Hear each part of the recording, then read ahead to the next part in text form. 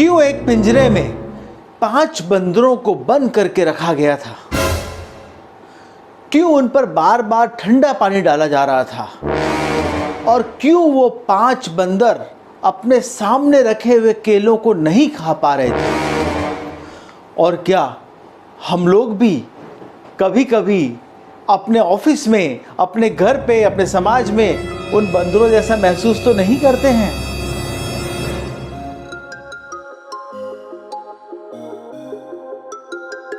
नमस्कार, मैं हूं सुशील चौधरी, मोटिवेशन गुरु, लाइफ कोच। और आज आपसे मैं बात करने आया हूं 5 बंदरों के बारे में, 5 बंदरों की कहानी के बारे में। कौन है वो 5 बंदर और क्या वो 5 बंदर कहीं हम तो नहीं? क्या हम उन बंदरों के जैसा व्यवहार तो नहीं करते हैं, या कुछ और लोग तो हमारे साथ उन बंदरों जैसा व्यवहार नहीं करते हैं? जो उन बंदरों के साथ हुआ, कहीं ऐसा तो नहीं वो हमारे साथ भी होता हो? तो देखते हैं।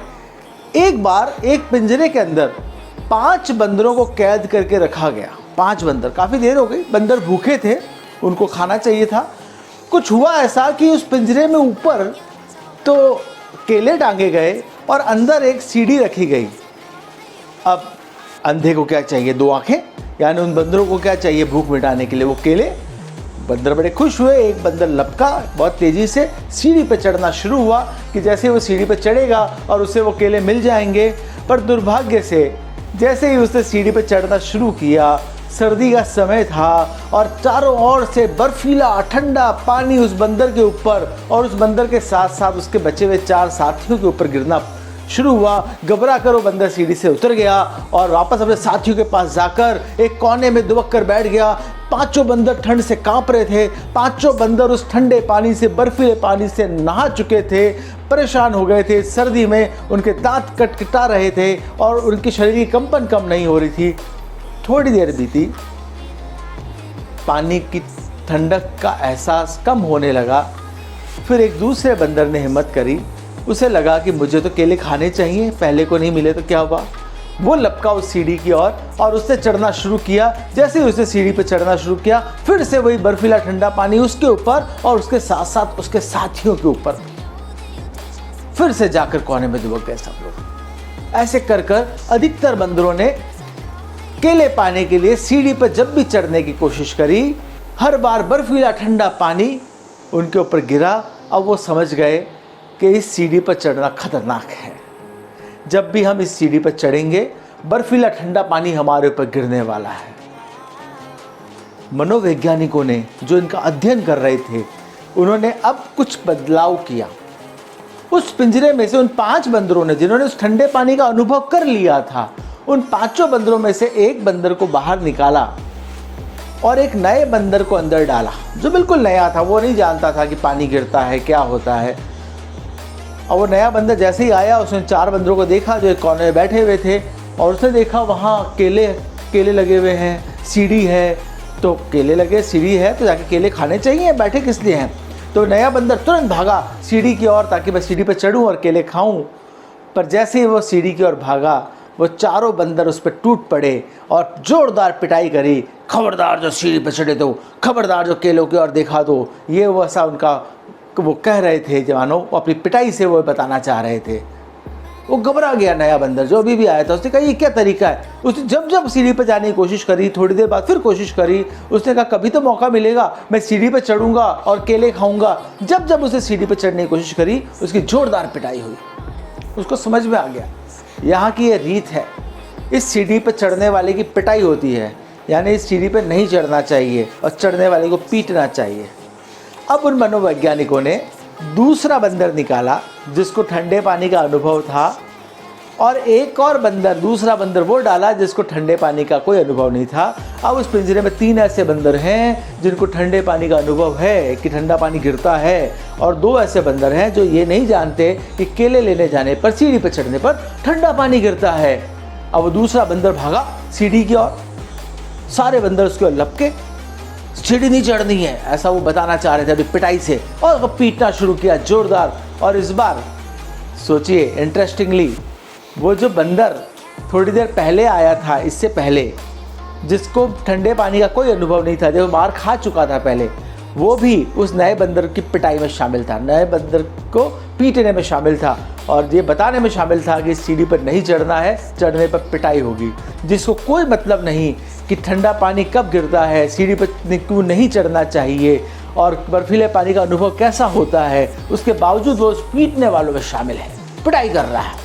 और ऐसे ऐसे करके धीरे धीरे मनोवैज्ञानिकों ने वो 5 पुराने बंदर रिप्लेस कर दिए। वो 5 बंदर जिन्होंने उस ठंडे पानी का अनुभव किया था कि सीढ़ी पर चढ़ने पर ठंडा बर्फीला पानी हमारे ऊपर गिरता है, इसलिए किसी को भी सीढ़ी पर चढ़ने से रोकना चाहिए। उन 5 बंदर को नए बंदरों से रिप्लेस कर दिया। अब उस पिंजरे में 5 ऐसे बंदर थे जिनके ऊपर कभी भी ठंडा पानी नहीं गिरा है, जिनको नहीं पता सीढ़ी पे क्यों नहीं चढ़ना चाहिए। पर वो 5 बंदर एक ही चीज़ जानते थे, जो भी जना इस सीढ़ी पर चढ़ेगा, जो भी जना किले लेने जाएगा, उसकी जोरदार पिटाई करनी है, किसी भी हालत में उस सीढ़ी पर नहीं चढ़ना चाहिए। ऐसा क्यों हुआ? क्या ऐसी इन्हें हम परंपराएं नहीं कहते हैं? हम लोग, हमारा समाज, हमारे कार्यालय, हमारे बिजनेसेस ऐसी चीज़ों से बंधे हुए नहीं हैं कि जहाँ कोई भी जना कुछ नया करने जाए उसे पुरानी बातें बताकर रोका जाता है। क्या आपको अपने जीवन में ऐसे लोगों से पाला नहीं पड़ा जिन्होंने आपको ये कहकर रोकने की कोशिश की कि नहीं, ये सब नहीं करते हैं क्योंकि ऐसा होता नहीं आया है, यानी कि इस चीज़ में रोकना चाहिए क्यों ऐसा होता आया है। किसी ने बोला होगा हमारे परिवार में तो कोई बिज़नेस कर ही नहीं सकता, आज तक हमारे परिवार में किसी भी पीढ़ी में बिज़नेस किया ही नहीं है। कोई कहेगा हमारे परिवार में कोई नौकरी कर ही नहीं सकता, हमारे परिवार में किसी भी पीढ़ी ने नौकरी की नहीं है, या हमारे परिवार में किसी ने भी अधिक पढ़ाई की नहीं है। स्टीरियोटाइप्स हमारे समाज के, हमारे बिजनेस के। एक नए ऑफिस में आप एंटर होते हैं, एंटर होते ही कुछ लोग अतार्किक सी परंपराएं बताते हैं आपको, इस ऑफिस में ऐसा होता है, ध्यान रखना, गड़बड़ हो जाएगी, ऐसा नहीं होना चाहिए, ऐसे बात नहीं करनी चाहिए, बॉस से ऐसे मत पूछ लेना। अरे बॉस ने कब बोला मुझसे मत पूछना? पर वो लोग, अब जो पुराने लोग हैं, ऐसा नहीं है, अनुभवी लोगों की सलाह मत लीजिए। पर आप सोचिए, जो लोग अनुभवी हैं, जो लोग ज्ञानी हैं, उनके समय की परिस्थितियाँ अलग थी। हो सकता है उनकी कुछ सलाहें आज भी काम की हों, पर आपने नए परिवेश में कुछ सीखा है, आपके पास डिफरेंट स्किल है, आपके पास डिफरेंट नॉलेज है, आप कुछ नई चीज़ें जानते हैं, आप नए ट्रेंड्स को समझते हैं, फिर भी हम उनकी बातों पर विश्वास क्यों करते हैं?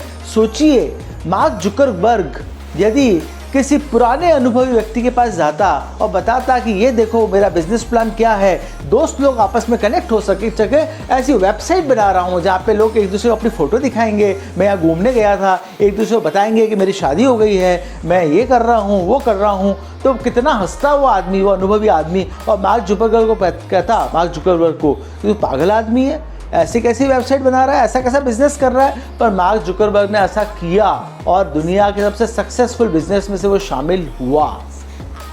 कल्पना कीजिए, सचिन तेंदुलकर को जब वो 11 साल का था, 12 साल का था, उसके माँ बाप ने उसके हाथ से बैट छीन लिया होता, पढ़ाई कर, पढ़ाई, किताबें पढ़, उसी से तू बड़ा आदमी बनेगा, क्योंकि पूरा समाज ये कहता है, क्योंकि पूरा भारत ये कहता है, भारत के हर माँ बाप ये कहते हैं पढ़ाई कर लो, बड़े आदमी बन जाओगे। किसी किताबें पकड़ ले, बैट छोड़ ले, एक बहुत बड़ा महान बल्लेबाज बनने से रह जाता।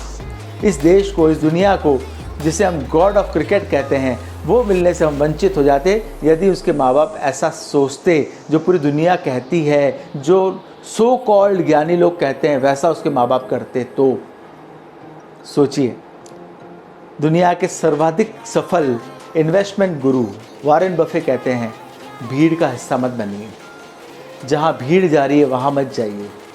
आप सोचिए आपको कहाँ जाना है और वहाँ जाइए। ये परंपराएं, जिसे हम अंध परंपरा कहते हैं, जिस पर हम इसलिए भरोसा करते हैं कि होता आया है, वो हमारी क्रिएटिविटी को ख़त्म करती है। अपनी क्रिएटिविटी को किसी भी शर्त पर ख़त्म मत होने दीजिए और अपना दायरा बढ़ाइए, कुछ नया सोचिए, कुछ नया करिए। तभी हम उन 5 बंदरों जैसे ना होकर कुछ डिफरेंट होंगे, यानी कि हम उनके अनुसरण नहीं करेंगे, कुछ नया करेंगे। हम नई चीज़ों का रिस्क लेने से घबराएंगे नहीं, और जब तक हम दायरे से बाहर नहीं निकलेंगे कुछ नया कर पाएंगे नहीं। इसी के साथ, शुभकामना के साथ आपसे फिर बात करेंगे। आपको यदि मेरी ये बातें अच्छी लगी हो तो याद रखिएगा, मेरे इस चैनल को सब्सक्राइब ज़रूर करिएगा और नोटिफिकेशन ऑन कीजिएगा। तो मैं मोटिवेशन गुरु सुशील चौधरी आपसे विदा लेता हूँ। फिर मिलेंगे कुछ नई बातों के साथ, कहानियों के साथ और रोचक जानकारियों के साथ में, जिससे हमें मोटिवेशन मिले और शायद हम उस मोटिवेशन से लाइफ में सफल हो पाए। Wish you all the best. जय हिंद, वंदे मातरम।